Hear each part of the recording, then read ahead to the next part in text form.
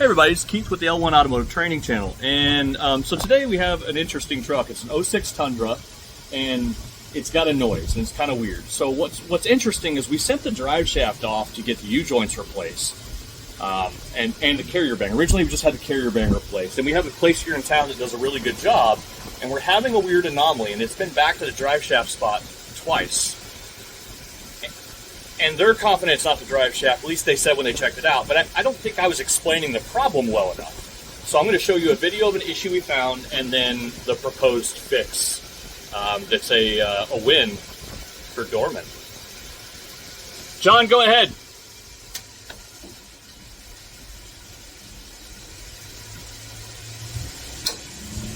When we load it up, that popping is coming from right here.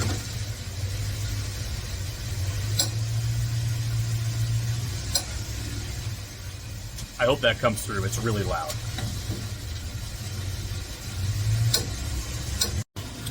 All right, so we just got the brand new Dorman drive shaft installed. It's actually new all the way from front to back. Carrier bearing, oh, nice and shiny. Everything. And, oh, it's not in a position where you can see it, but it's brand new, made in USA, no reused components or anything. So, moment of truth. John, go ahead. Look at that.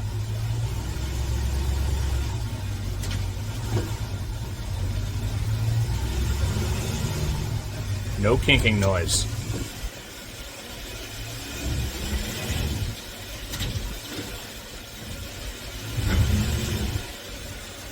Interesting.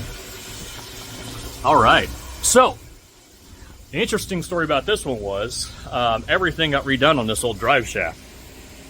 So they come factory with staked in U-joints. We use a place in town that has always done a great job, but this was just one that there's a noise happening, and I think it's where this piece presses in, because he did a carrier bearing for us first, and then we took it back after we were having this problem, and he redid a couple of the U-joints again.